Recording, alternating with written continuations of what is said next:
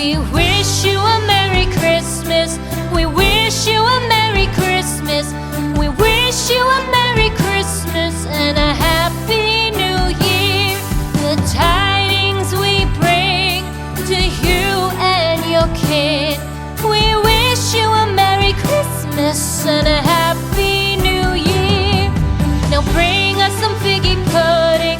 Now bring us some figgy pudding. Now bring us some figgy pudding and bring it out here. The tidings we bring to you and your kin. We wish you a Merry Christmas and a Happy New Year. For we all like figgy pudding. For we all like figgy pudding. For we all like figgy pudding. So bring it out here. The tidings we bring to you and your kid. We wish you a Merry Christmas and a Happy New Year. We won't go until we... Hey y'all, William D. Pungo Prairie. It's a little bit noisy around here this afternoon, but I've been wanting to make this video for quite some time now. And to tell you the truth, I don't know why I haven't, except for the fact that maybe I feel a little bit intimidated by my Yankee cousins who have this recipe down to dead solid perfect. It's a recipe for the sauce that we make on Christmas Eve for special occasions and family get-togethers throughout the year. It's the recipe for my Grandpa Billette's Bolognese sauce. And I'm going to share with y'all how to make it too. So don't go nowhere, because you don't want to miss this. Quit laughing, Susie and Dave. We all know you have Grandpa's pot, and that puts you at an unfair advantage to begin with.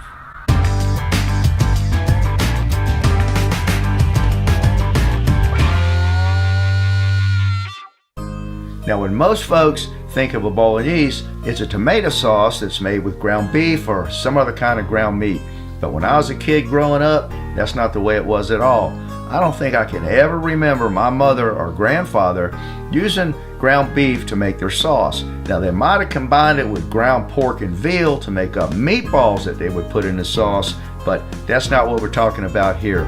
They would use a beef chuck roast, a pork roast, a whole chicken, maybe Italian sausage. It was still in the casing. And this recipe right here is inspired by my Italian Grandpa Billette, and it's the way that my Italian family makes a Bolognese. Now let me tell you about what we got going in it. Now for our meat, I've got 4 of these chicken thighs right here. Now these are bone in with the skin on. Now you need that to help season our sauce. Think of it like your sauce is almost going to be like a stock. Now right here is about a half of a Boston butt bone-in pork roast. Right over here, I've got some sweet Italian sausage. Now you can use hot if you'd like. I'm not real crazy about hot, so I'm gonna use these sweet right here. Now for our tomatoes, I'm gonna use 1 can of crushed. You can use a can of tomato sauce if you'd like. That's usually what Grandpa Billette did, because back in those days, they didn't really have crushed all that readily available. I'm also gonna hand crush some San Marzanos, and I'm going to use a half pint of tomato sauce that I made from my tomatoes from the garden, and about half of this can of tomato paste.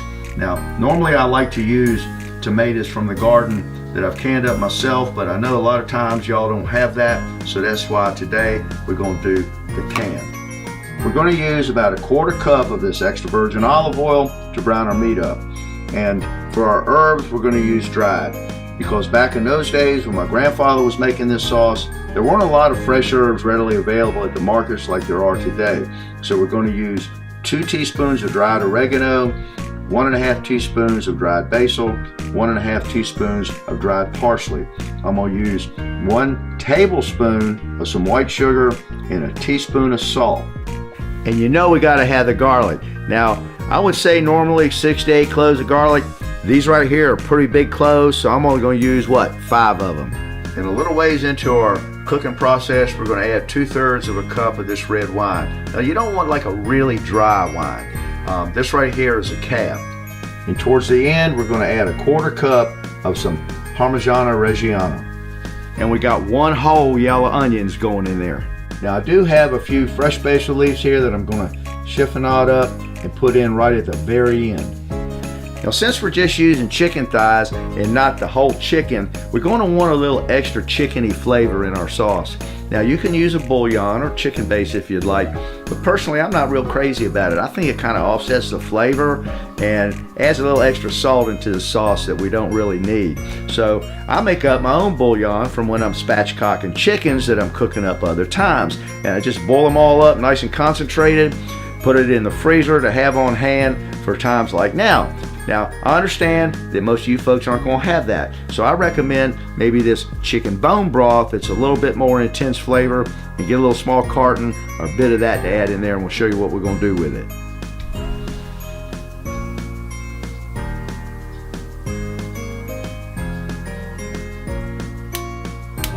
Now, you're going to want to use at least a 5.5 quart or larger pot. We're just going to turn the heat on that, add in our 1/4 cup of olive oil. We're going to add a little bit of salt to our pork roast here and some fresh ground pepper. And when our oil gets a nice shimmer on it, we're going to add our pork roast right into the pot here and brown it up. Now, sometimes I'll use ribs when I do this, country style or baby back. Spare ribs probably have a little bit more fat on them than I want to deal with. After that side's all browned up nice, flip it over, get the other side. I like to get the edges too. Okay, now that we got our pork roast all nice and browned up, we're just going to take it right here, set it back on our platter. And in goes our chicken thighs, which I've already got them seasoned up with some salt and pepper. Now, the reason we don't want to put them all in there at one time, we want our meat to brown. We don't want it to steam. And get our chicken thighs nice and browned up. And while our chicken's browning up, we're going to get our garlic ready. Give it a good whack there. Get his pajamas off. Cut that little hard bottom off of there. And I'm just going to slice it up nice and thin. That one's a little thick. Now, it's not all slices because the way we whacked it, it's got some broken up bits, and that's good. I like them little thin slices like that. Okay, we got our chicken all browned up nice. We're going to set that over here on the platter. Now, we're not cooking it all the way through. That's going to happen when it's in the sauce.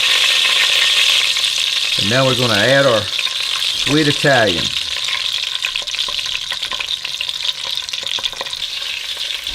Just like me. Okay, that's good for our sausage.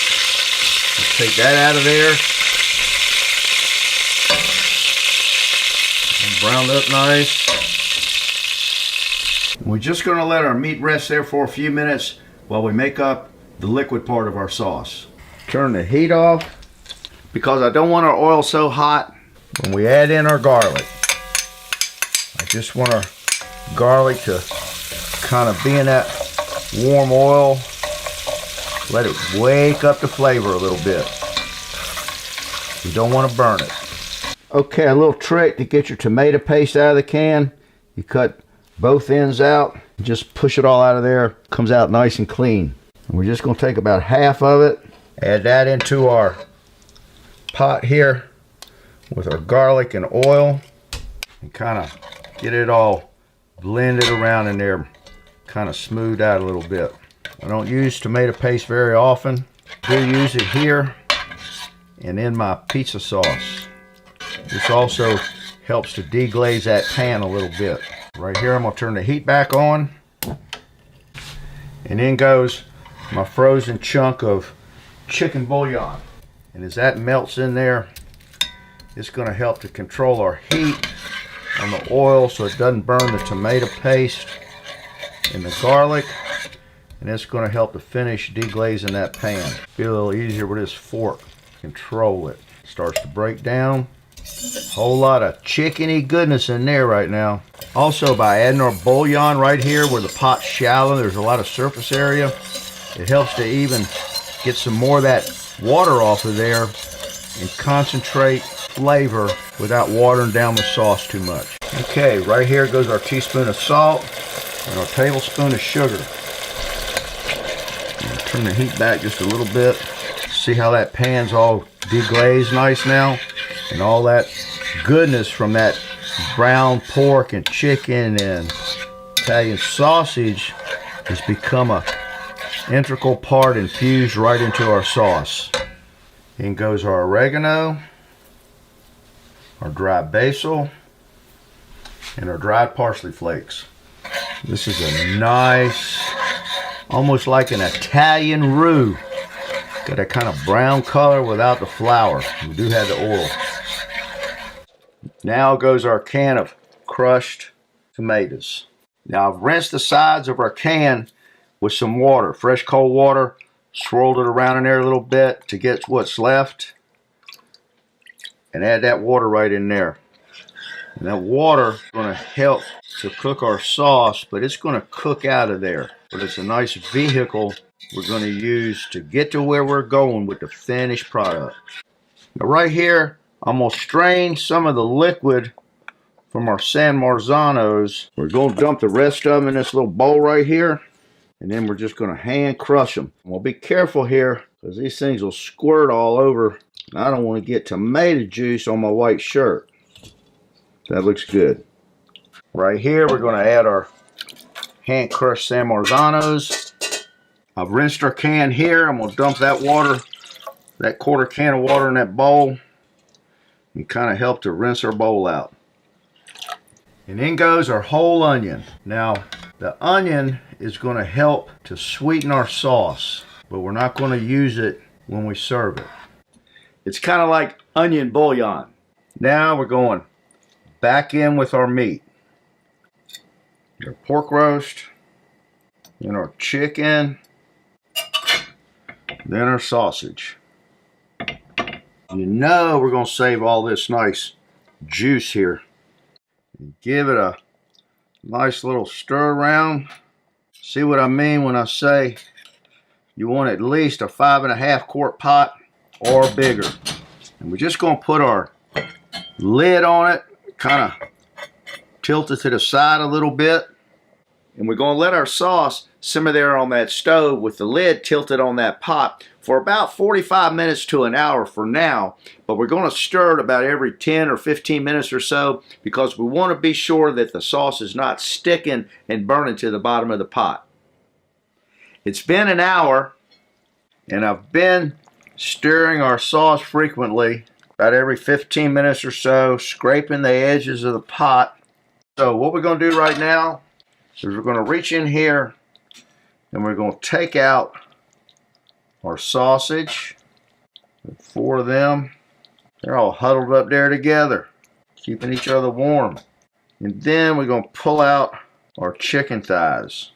Now the reason we're pulling these out of here right now is because an hour they are plenty cooked, but we don't want them to dry out. Yep, they can actually dry out cooking in a sauce. Now y'all thought I forgot about this little half-pint jar of sauce I made up from tomatoes in the garden canned up last summer, but I didn't. It's just that the pot was so full. And remember, if you don't have a half-pint jar, just use a 15-ounce can of regular tomato sauce from the grocery store. We got a little bit more room in the pot, and we're just going to add it right in here. I could have done this in the beginning had I used a bigger pot, but I didn't want to go all the way up to my goose pot. If I'd have been doing a batch of sauce like I normally do for the family at Christmas, I'd have used that goose pot because the batch would have been doubled.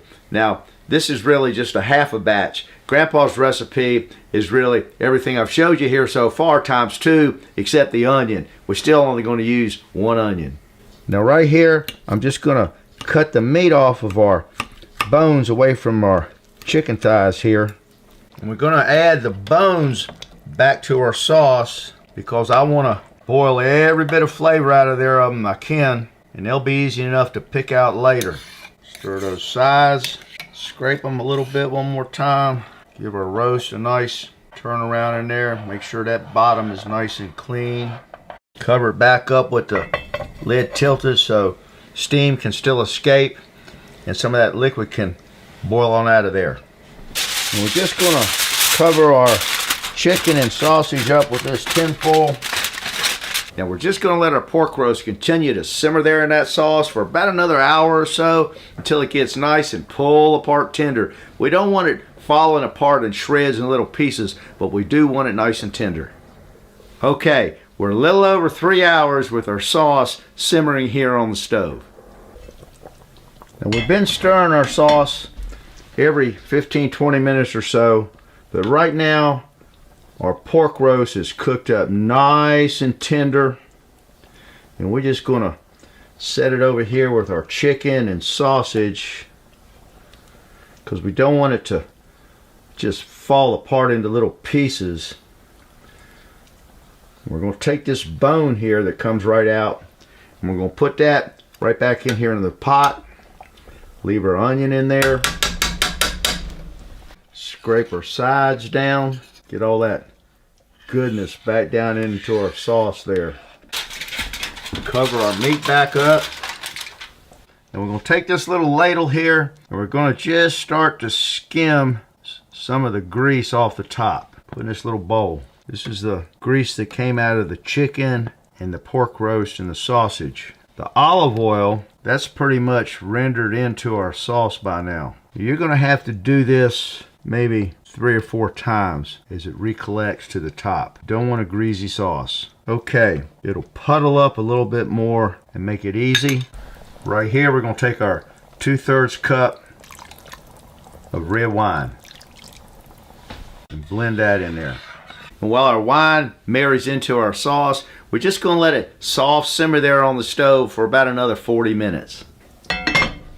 Now that we've had our nice soft simmer going on, we're just going to go down here and kind of fish our bones out. We got 4 of these little chicken bones we got to find. There's another one, makes 2. The bone that was in the pork roast. And 2 more makes 4. That's all of our bones out of the sauce. Now goes in our 1/4 cup of Parmigiano Reggiano. And we're just going to stir that right on into our sauce. Now you can use a little bit more of it if you want. I don't like to go overboard on it. I think Cousin Dave and Susie, they use a little bit more when they make this. They might even use twice that amount. But I don't like to put our cheese in too early in the cooking process because I don't want it to get to the bottom of the pot and burn and stick on us and kind of gum up the works. Okay, we're going to chiffonade up our basil. The leaves are a little wilted here, but that's okay because they're going to get real wilted here in a couple of minutes. We're going to add our basil in there. Give it a little stir around. Now I've chopped up a little bit of this fresh flat leaf Italian parsley from the garden. And I'm going to add that in here right now just to give us a little added freshness of flavor and color. Doesn't that look awesome? Notice how we got all of that grease that had floated to the top skimmed off of there. Now normally right about here we would start pulling our meat apart, see how nice and tender that is, and divvying it up for individual servings. Then ladle some sauce over top of it. And we'd be boiling up some pasta because our sauce now, after about 4 hours or so, is ready to serve. But we are going to return our meat right here to the sauce.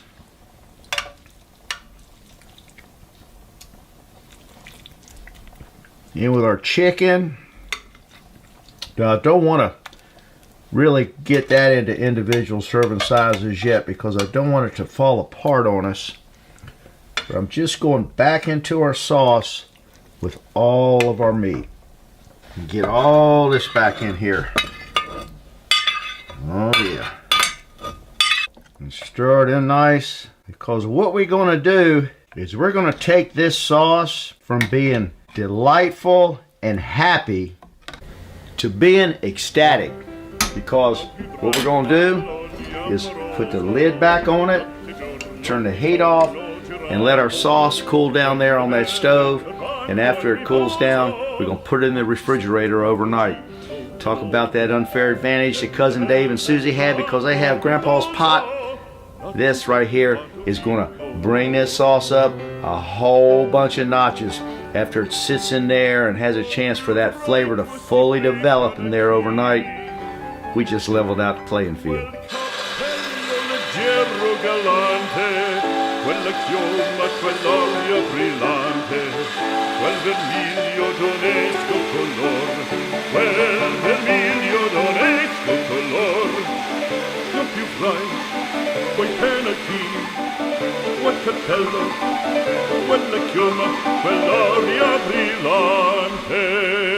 Okay, it's tomorrow already. We got our sauce all heated back up. We get that nice big tender chunk of pork out of there. That last chicken thigh. We got all our sausage. Just gonna cover our meat up there for a minute so it stays nice and hot. Set it right over here. Got a nice rolling boil here on some salted water with some olive oil in it. We got some nice fresh homemade pasta drying here on the rack. Right into our water. Kind of separating it out a little bit. Give it a gentle stir around. And this fresh homemade pasta ain't gonna take but just a couple of minutes. Right into our colander.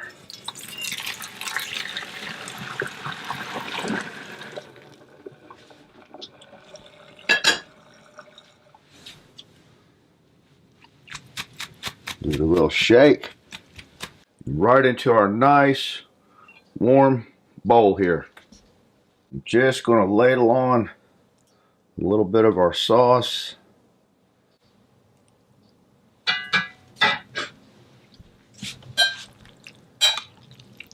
Just get a nice coating of that sauce all around on our pasta there.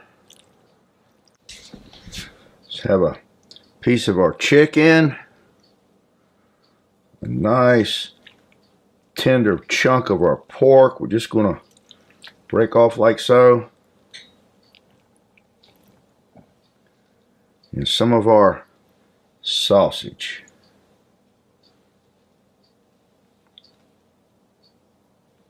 Just a little bit more of our sauce right on top of our meat. Sprinkle on a little grated Parmigiano Reggiano. A little bit more fresh basil.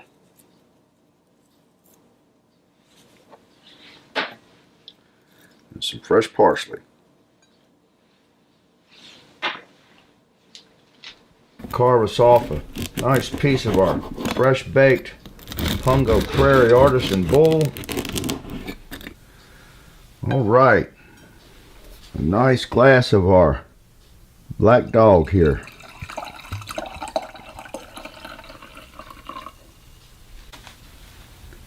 Say the blessing. Dear Lord, what a treasured gift you have bestowed upon our family with the legacy of our ancestors and the rich heritage they have passed down to us. And please, Lord, allow us to continue to pass these things along, to be instilled into the hearts and minds of our own kids and grandkids.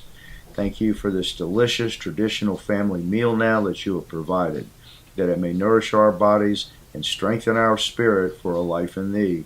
Through Jesus we pray. Amen. Now you know I've been dying to dive into this. Now look how nice and tender our meat is. Man, oh man. Our chicken over here the same way. Pasta's nice and al dente.